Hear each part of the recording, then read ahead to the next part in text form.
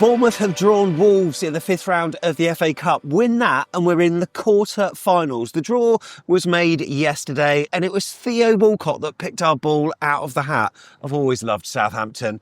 We gauged your reactions online, on Twitter, on YouTube, and we're going to go through some of your comments. We'll look at the odds, talk up the chances, but first we need to focus on the game that got us there. Welcome to Back of the Net. It's the second look. My name's Sam Davis. My name's Tom Jordan. Good weekend in Merseyside, Tom, yeah? Yeah. I was always looking forward to it. I was really happy with the draw when it came out. Of course you were.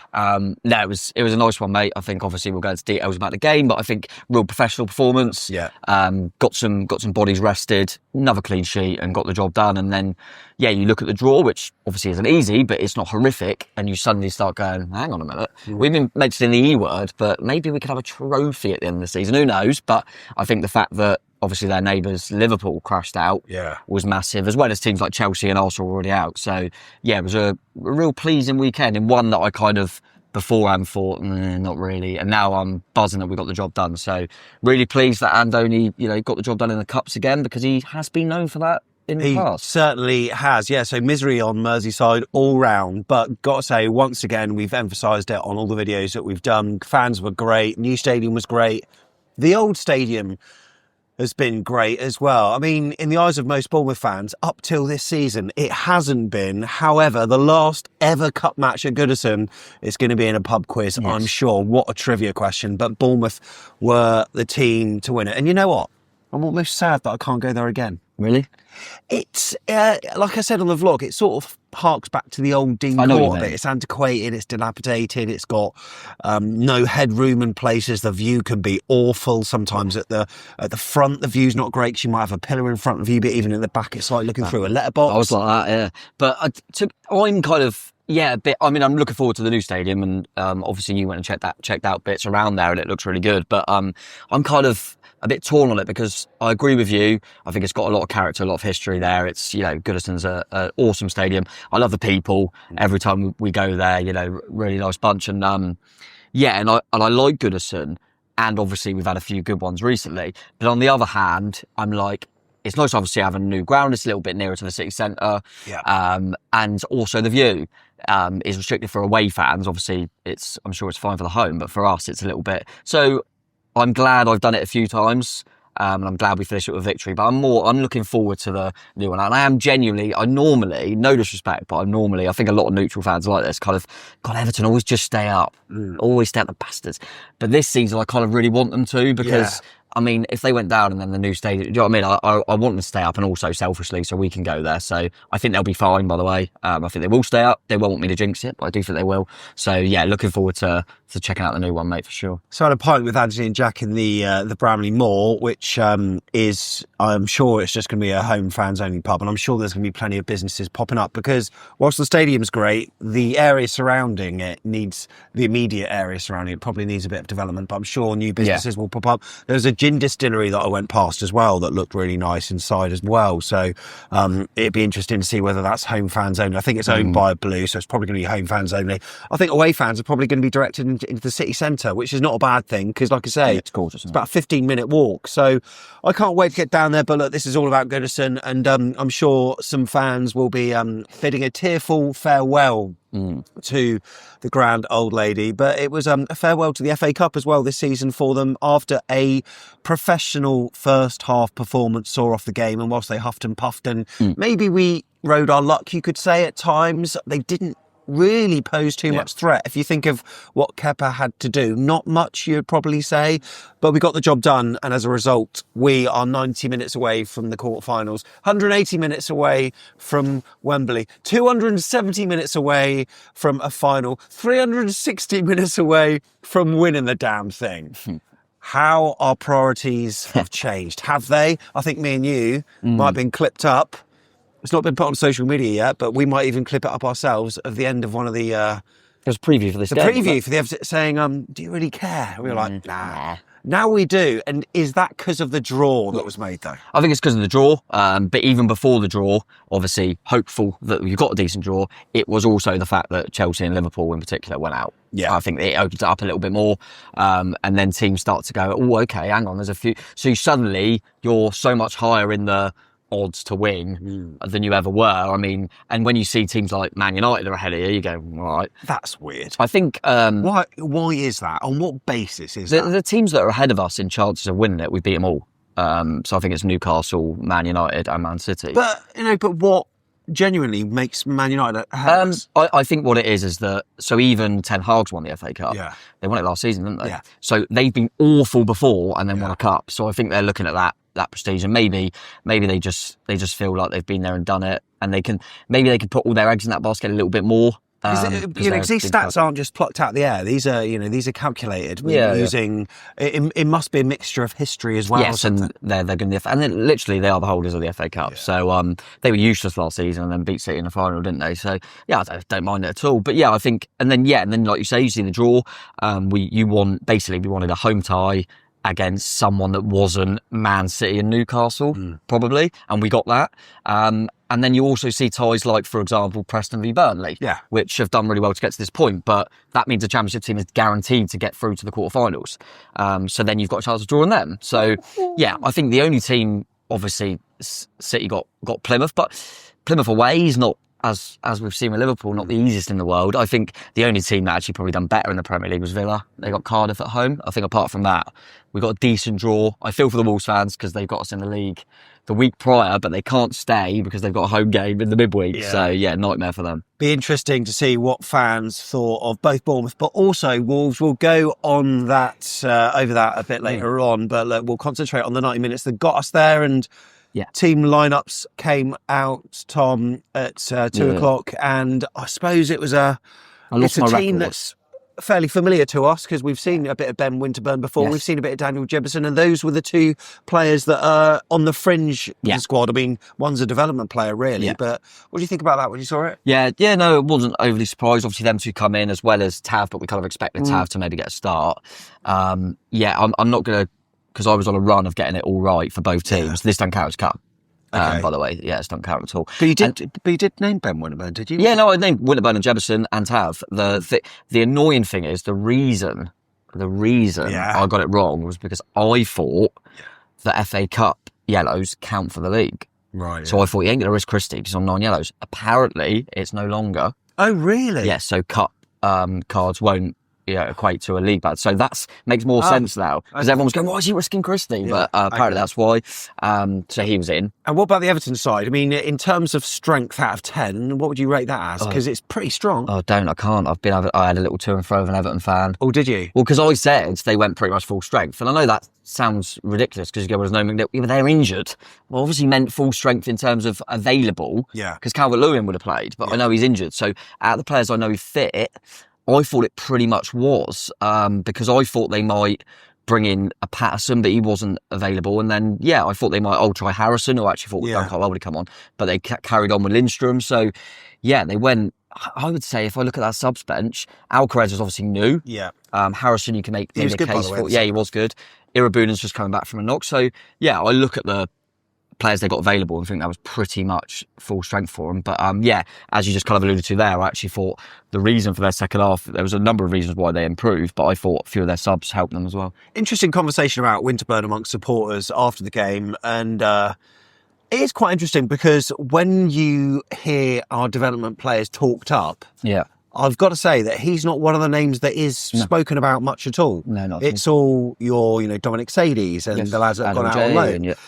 So what is it that this lad, I mean, full credit to him, he did exactly what Iraola asked of him, and he was so energetic. He didn't have many touches of the ball, but he has his impact, as Tom, I'm sure, will mention. But why is it that he's utilised and not one of the sort of more talked up names, do you think? I think you literally said it, mate, by saying that he does what Andoni wants him to do. Right. I think also a lot of the players, you're always going to hear more about your Ajays and things like that because they're going to get on the score sheet a lot. Yeah, that's true. And I think Kingsley Wenn's always been around it. He's a centre-back and we're okay there. So I think the position helps, but I just think he looks at it and just thinks, if I'm going to put someone in there, I need him to be able to run. We all know that with Andoli. I need someone that I can trust to run their bollocks off for an hour, and then I can take it. And that's what he does. So he does that. Yeah, and I don't think he'll care at all that he always gets the least touches on the pitch. No. He doesn't want him to have the ball much. No. He just wants him to, and as you said, we'll come on to a few bits he did do well. But I think credit to him. And Andoni did mention after the game that Winterburn in particular and Jebison, he both started them because he said, I need something from the bench, like he always says. It could go an extra half hour. I need to have legs on the bench. And in particular, Dango and Clive are two of them players, so he left them out. So really nice to be able to bring in someone like a Winterburn and Jebison as well. And as I say, Winterburn performed well, Jebison got a goal, and they were basically there to rest others. Yeah. So yeah, really good, and I'm pleased with Winterburn because I think now he's never, as you said, he's never really been talked about even getting a loan to the Football League. Well, now he will. I think end of the season, I can see him, kind of top end of maybe League One and doing quite well. So 2:55 then, taking our seats at Goodison Park, Everton's pre-match music. I've got to say, I love the siren before Z cars, but I hate the music. I mean, Everton, I hate that. It feels really old-fashioned, and I just wonder whether they'll take that into their new stadium or not. Because there's this one song that I had to Google the lyrics for, because it just sounded like a bunch of old men singing it. Oh my God. We don't care what the red side say, what the heck do we care? Because we only know that there's going to be a show when the Everton boys are there. Banger. Terrible. It just sounds like really... I just hope this kind of new image gets kind of conveyed in with more modern stuff, music-wise. I don't know cars I like, because that's traditional, but... I don't know the history behind it. Maybe there's a bit of more sentimental history behind it. Yeah, maybe. I mean, I was listening to that whilst literally banging my head in the toilet because of the low ceilings that they've got. And I thought, this is so old school. I didn't have that issue. No, where'd that? Well, anyway, by the way... Do you remember kick-off? Because there was a bit of a routine by us. Yeah, I didn't remember it, but you mentioned it again. I looked back at it and I thought, oh, that was a kick-off routine, quite clearly, I think. It was a really weird one. If you get a chance to watch it, I don't know if Match of the Day have got it, but certainly if you look at like highlight streams online, just type in full highlights, Everton Bournemouth FA Cup, you'll find it. Christie has the ball at kick-off, and he sort of looks like he's going to run back. Yeah, and then he just turns, doesn't he? And then all of a sudden he turns, and in the meantime, Jebison's making a run. Tavernier's making a run. And then he launches the ball up. It nearly finds Jebison, by the way. And the way it falls to Christie, who has the first shot of the game within about 5 seconds. Sorry, Tavernier had the shot within about 5 or 6 seconds of the... Yeah. It was... Of the game starting. It was definitely a routine. We've done it at Arsenal, didn't we, from kick-off a while back. Yeah. Obviously, we've done it at Fulham in the second half kick-off. But... yeah, it was definitely something we looked at, so I'm going to try and keep a bit of an eye on kickoffs more now, because the people forget it's a set piece, really. Because and that is the time to catch a team cold, isn't it? Absolutely. So yeah, I mean, I hope there's not too many eyes on it, because I'll keep that under the radar. But I quite liked it. Yeah, it was really good. So obviously, when Christie was running back, obviously Everton players just thought he's going to pass it to one defender, who's going to pass it to another. So they might have just been slowly moving up the pitch, but they're just thinking, right, let's get there quick and see if we can win this. So. Yeah, really good. But you know what? I've got to say, in that first half, Everton were poor. Yeah, we dominated. They were really, really bad. Yeah. And, I think there is a part of that. That's because we were good. We were high energy, pressing really well. But part of that was because they were just really poor as well. That said, the first major chance was probably theirs, where Zabani tried to kind of shadow it out, but he sort of got outdone. Yeah, and he sort of danced in and got a shot away from a very tight angle. I think it was always going to be difficult. I think he tried to get it between Kepa's legs, but I like the Kepa got a touch on it, obviously. Yeah, I like the Kepa didn't commit too much and make him chip him or try and go around him or give him an easy pass. He kind of stood his ground and then managed to almost sit on the ball. But yeah, that was a little kind of scare, wasn't it? Very unlike Zabs to get caught like that, but Ndiaye done very well, to be fair to him. But yeah, that was probably the only real moment. Yeah, it was. And only 2 minutes later, we had a penalty, and that was a great ball from Howson, who fed Kirkes, by the way, and what a first touch that was to feed Semenyo. And I'm not sure whether it was offside or not. They sort of spoke on the commentary like, was it offside? I think it was level. And then 100% a penalty. If you look from the camera behind the goal at the Everton end, the ball doesn't move, and Semenyo just gets taken out. And then we were thinking who's going to take the penalty, and it's Semenyo. And one of the things that I just wanted to point out was on the BBC's YouTube channel. Of course, they can put the FA Cup highlights on there. They can put it on their website. But I found the way they titled the video a little bit odd, because they called it a bizarre penalty run-up. And I was like, it's a bit clickbaity. Was it bizarre? It was just, he just walked away from the ball. Then he turned really quickly and just shot. It's different. It's different. It's not bizarre. No, but I think it's rare. Cause obviously who does clickbait? We'll tell you later. It's rare that they, it's rare that when they turn round to a lot of keeper that they then just quickly turn and smash it. But is that to catch Pickford? Yeah, a little bit. I think at the end of the day, whatever he did, I think you hit it that power. It's very hard to go. Pickford reads it, but too much power on it. And Yeah, nice penalty. I did always think Semenyo's going to win it as hard as he can because that's what he does. I was just hopeful that he didn't go high. I couldn't see the pen, by the way. I couldn't see the pen because I was behind a pillar, and then I just had to feel the reaction. Yeah, no, I saw it all right, mate, from where I was. But yeah, it was a nice pen. I kind of was in that brief moment. I realised, Clive's not on the pitch. Who's going to take it? Because obviously Evan Ilson, even though he's missed, he's taken penalties before, so I didn't really sure. I assumed it would be Semenyo, probably. I was trying to plug for Jebbo.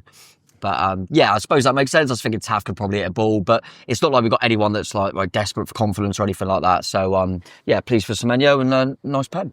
Yeah, Jebson got involved in the action moments later with a nice little flick that put Semenyo in, but Semenyo hit it first time. I think it is with his left foot, and he trusts himself, of course, with whichever foot he takes pen with. That his pen, by the way, indicates that he probably is right-footed. Yeah, no, he is right. Because I still didn't know. Yeah, that's true. But that one was flashed over the bar. He wouldn't shock me if we got a penalty again without Clive on the pitch and he took it with his left. Just to be that. He seems like he's that sort of character that will do that. He's like the Ronnie O'Sullivan of the football. Do you know snooker? Okay.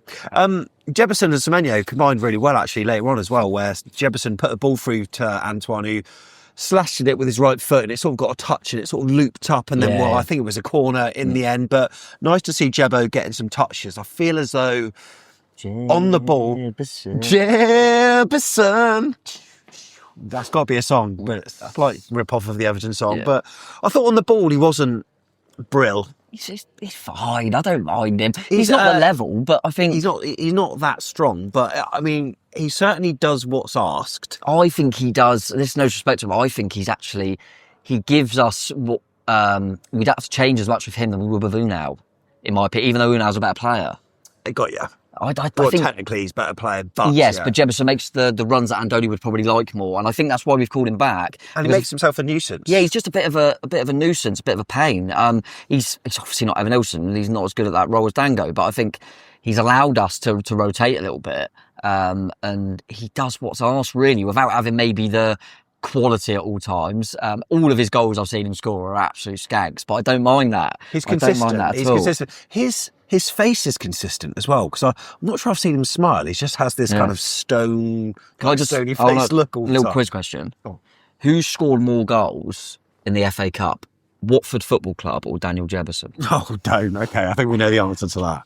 But hey, he got rewarded for his incessant what a goal. News. I mean, yeah, skanky. But I tell you what, this is where you wanted to bring in Winterburn, didn't you? Because they had a goal kick, which Pickford rolled out to Tarkowski, who inexplicably just played this ball through, which Everton fans, forgive me, I'm sure you agree. He was absolutely abysmal, Tarkowski. Yeah, he obviously gave away the penalty. Yeah, and it's his fault for the second goal. So both goals were his fault. So are you saying that when you do the man of the match scorers later on, we'll look to the other side and he's probably going to be down there? Got to be. I mean, he was terrible. And what's weird is, and the reason I'm kind of more surprised by that is I always think, you know what you get from Tarkowski, solid, he was really bad. But as I say, it's little things that why someone like a Winterburn, a kid, development player that Andoni's put trust in, that makes a difference. That he'll be saying to him, that's why you do that. They've played it out. Tarkowski is an awful pass and he should do better. He's not under that much pressure. But he could take 2 more touches if they for Winterburn. Yeah. He just looks up when he feeds the ball and Winterburn's charging at him. So he thinks, I've got to just play it. So he tries to play a silly ball. He should just clear it over the top. And Tav reads it well. I do like, there's something about Tav when he comes off that right side with that little burst of pace. Yeah, I love it. You don't know if he's going to shoot and he's got a strike on him, but it's more that I think he just causes a bit of nuisance and it's all bobbles around and the Jebonnet, like a proper striker, he won't let that ball go until it goes in the net. He has a go, Pickford saves, think he has another go, maybe a save again, and then he knees it in. Oh, what a And then he slides over to the Everton fans. Love it, well Jebbo. So, yeah, fair play to him. And it was the first half, I thought, where it was really, really good. And then the second half, which was one where we ground it out. It was the opposite in terms of our quality on the ball. But really, when you're 2-0 up and you're not wanting to be overly energetic because you're wanting to, maintain your fitness. You don't want to become injured. You don't want to be going all out attack. They did what they had to do. Of course, that means that Everton had a lot of pressure. Yeah, They had a few shots. A lot of them were blocked. Many of them came off the woodwork, as we know. But really, when I think of what Kepa had to do, I think there was one that was floated over to the far post where it was like a combination of post or Kepa at the far stick. I don't know what happened there, but apart from that. Yeah, I think it's difficult. By the way, is there always a police car? Yeah, there is, isn't there? Yeah, we are boss. I do. Yeah, it's a difficult one because I do appreciate that they were much better second half, and they huffed and puffed, and they probably deserved a goal out of their pressure. Maybe I'd be saying if I was the other way, but yeah, you alluded to that. Kepa didn't have too much to do. You know, his main save all game was in the first half from Ndai that we spoke about. That's true. But equally, we spoke only recently about the Liverpool game that we lost. And we mentioned that we hit the woodwork a few times. So that's fair that they did hit the woodwork a few times. And that's obviously a fine margin. That also always skews the stats a little bit because I think post is so close to be going in, but it's not a shot on target. Yeah, weird that. But the fact is, second half, they had 0 on target. We had 5. Yeah. And I don't know. I'm the second half? In the second half, yeah. So second half alone, it was 5 shots to 0 on target for us. I think they had one more shot in general, like 9 to 8. Bizarre. But yeah, you know what I'm like. I'm really nervy in the second half. You know, I remember at Newcastle, I've like gone down to the toilet because I'm scared. I stood there and was calm, and I don't know if that's a little bit of thinking. No disrespect. No one cares. No disrespect, but I know that Everton probably don't have the firepower at the moment, especially without Calvert-Lewin and a few players, and the fact that our centre halves are in such good form at the moment. I'm not sure, and I knew we had some options. But I think I kind of felt like it would be mad for our second half to just go mental and just do that high press again. I thought we were always going to try and be a little bit more controlled, but I felt we were, mate, and I felt that, yeah, they huffed and puffed, but as soon as we made the changes with a bit more energy, then that's why our shots are better, because then we had the clear chances. I mean, Kluivert comes on, causes some problems, and then they've got to worry about stuff down the other end, and I always felt like we had options on the bench, which Andoni said that's why he left them on the bench, Brooks as well. So, yeah, I was always pretty comfy, but yeah, they did hit the post a few times, to be fair to them. Yeah, so they made changes, we made changes, yeah. And we're just looking at the match timeline on screen. Kluivert, Ouattara, Brooks all utilised, and then Silcock Dewberry a bit later on as well. And as we check out the average positions, we can see that as Everton made changes, it sort of stretched the game a little bit, but then we did the same. Yeah, and exactly. It sort of created a kind of, you know, second half of havoc, really, because it was end to end at times. Kluivert, when he came on, almost had instant impact. Yeah, I think Semenyo set him up for a shot, and then at the very end of the game, he had a great chance where he apologised to the fans, not to Ouattara, who was screaming out for it, but to the fans. He turned around and it was a poor shot. I don't know what he was thinking. Yeah, no, I mean, who is this guy? He's in such confidence at the moment. He's just won Premier League Player of the Month. Yeah. His confidence is flying. He thought he'd try something. We're 2-0 up. I kind of understand it, but yeah, he should have passed. But yeah, I think from an Everton perspective, I think it was more. We talk about kind of systems and tactics, all sorts. I think just some of the individual personnel that come on helped them. I thought Harrison looked good. And we've played him before, and Harrison always looks good, so I was surprised he didn't start. But Alcaraz, I don't want to big up too much because he's been a scummer, but he was the one that won that free kick, wasn't he? By dancing through most of the side, and the ref, to his credit, played on. But when there was a foul, he pulled it back for a free kick, which was in an ideal position. It just grazed that post, didn't it? Yeah, no, Kepa was stood still for that. It was a good effort. But yeah, I just felt he looked like a player that's just come in and wanted to impress. So that would probably be a big positive for Everton fans because they haven't seen him, and he looked really lively. So I felt that helped them as well. But as I say, once we brought the experienced players on, obviously Tav was experienced, but Tav's been out for a long time, so he comes off. He probably was tiring. Jebison and Winterburn, the two kind of young players, came off, and you're bringing on Brooks, Kluivert and Dango. Then I felt like, well, game's done. Love that move, by the way, with Brooks and Christie combining, where Brooks knew when to run and Christie just plays it through, cuts out two defenders, two Everton players, and then Brooks cuts it back to Semenyo, who has a shot. Pickford saves well. Ouattara, I think, with a follow-up, and it blocked. But some really good rehearsed routines. Yeah. As I say, it's almost a telepathy between them. And wow, a 9th win in 14 games. We saw out the game really well. We were loving it. The stewards were loving it because we were singing "Lie Down" if you love Bournemouth, and that's what they have to do because row A is so low. I think it's actually below pitch level. So, in order to let the fans see, they just have a little chill on the side of the pitch. They're my favourite stewards. Why is that then, Tom? Random one, but they are my favourite stewards because they're the same guy that I saw last time come over and said he watches, which say hello if you're watching, mate. But yeah, just good laugh. They just have a bit of a giggle with you.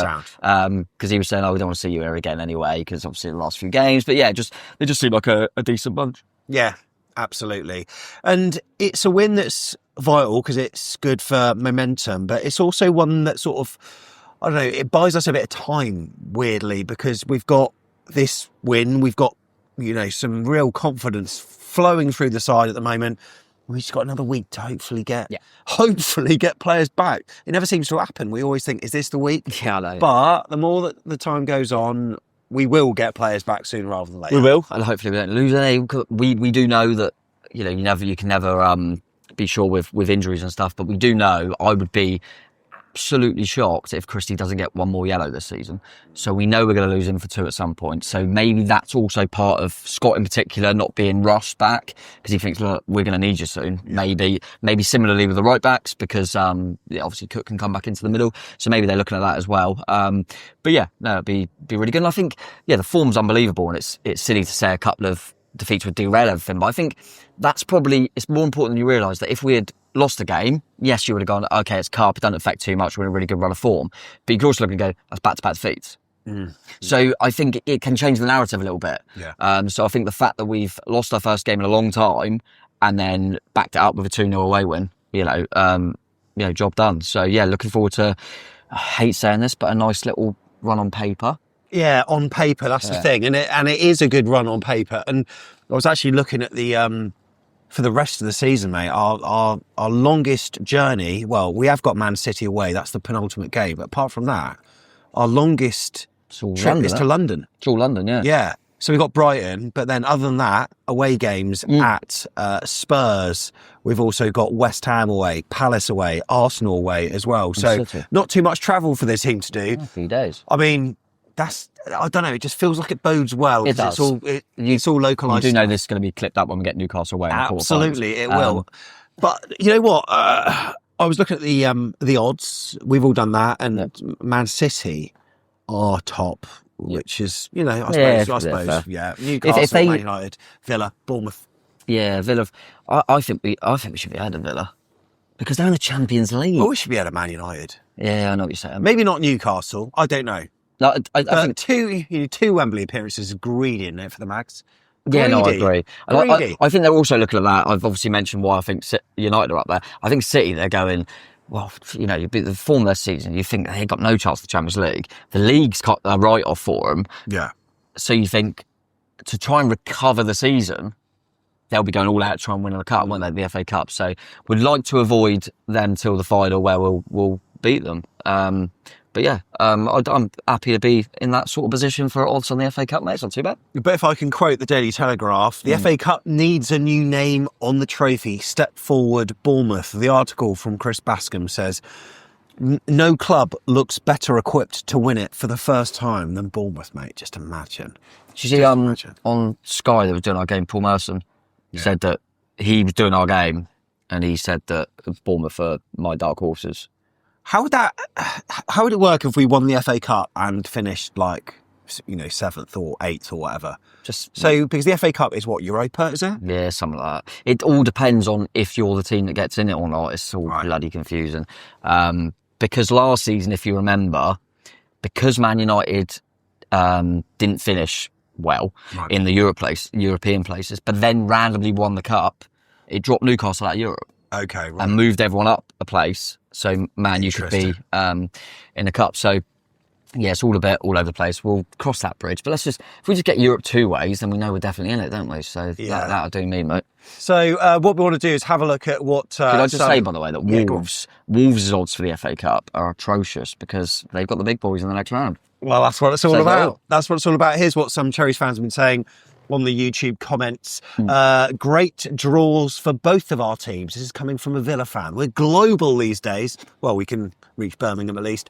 I follow Back in the Net, great channel. You guys better buckle up because you're getting Europe next season. Thanks very much for that. I changed my mind on the Villa odds, by the way. I think they're top side. They can win it all. Absolutely. Go and win the cup from an Everton fan.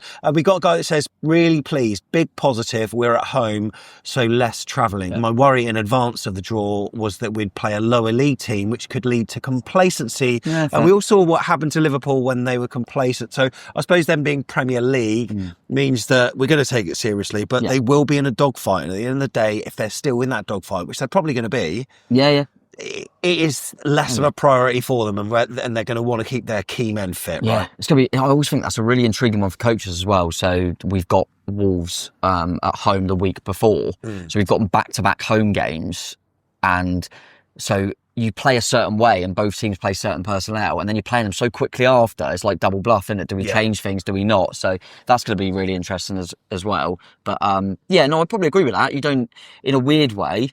Plymouth away, for example, is like, are we going to be a little bit complacent? And they've just shown what they can do.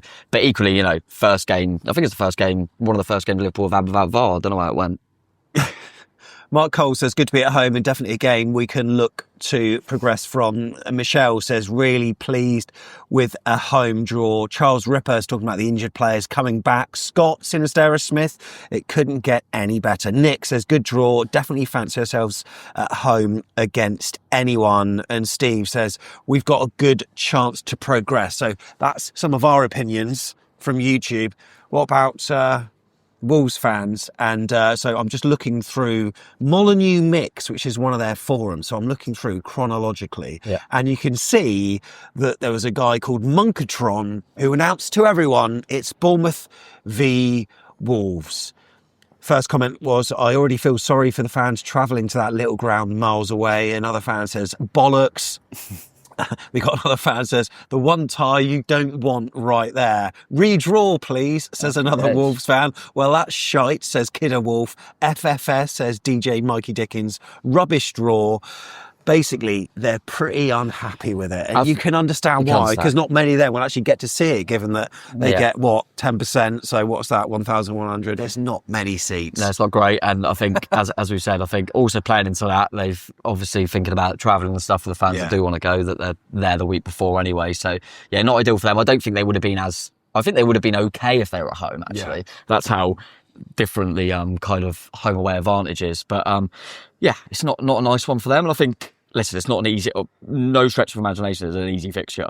No, I mean, but because they're not Gary, they're Gary O'Neill-less now. Yeah, well, this is the media hate us because we both got rid of Gary O'Neill Derby. Yeah. So it is going to be an interesting one. But they've certainly improved. They've certainly improved, haven't they? Since he went, and they got a proper manager. Since they got a manager in, and they seem to be doing a lot better. So look, this is Parker's still in it, by the way. Yeah. How the hell? Parker beat the scum. Oh, I love it. Parker's going to get to Wembley. Well, look, we've of course got our Southampton preview coming up. I'm just glad we didn't go into it with a loss. Yeah, sure. I mean, it wouldn't have mattered anyway. No, it wouldn't have. But why? Have you seen them? If I'm ever going to be a twat, which I normally am, a lot of people say Tom, you're always a twat, fair play. But if I'm ever going to be a right little, it's going to be before this one, and I'm just going to have to hold it if we don't win. But if we don't beat them, Jesus Christ, man, they're absolutely atrocious. Yeah. They lost at home to Burnley. Yeah. We did that in the cup, didn't we? But no, I think I said this after the last game, if we can't go to the team that, it's similar to Sheffield United last season. Yeah. When we went there and battered them, didn't we? If you can't go to a team that are dead on the floor, not really in a fight, are they really? And the way we're playing and have too much for them, then you've got to look at yourselves. So yeah, I think we'll be fine. Don't know if the Snake's back. He doesn't seem to bother playing since they've been confirmed to be relegated. Relegation Ramsdale in goal. I think we'll be fine, mate. However you've been consuming this second look, we truly appreciate your time. We've got content on the way as we preview the game against Southampton. And then we're going to be getting the train up there for the... Oh, yeah. No trains. No trains. So we're going to be walking through the forest. Walking through the forest. Can't wait for that. We'll find a way. We'll find a way. We'll find a way, and hopefully find a way to win 3 points. Cheers for watching. Cheers for listening. Up the Chairs. See you in the next one. See you in the next one. You ready? Let's go to the gate.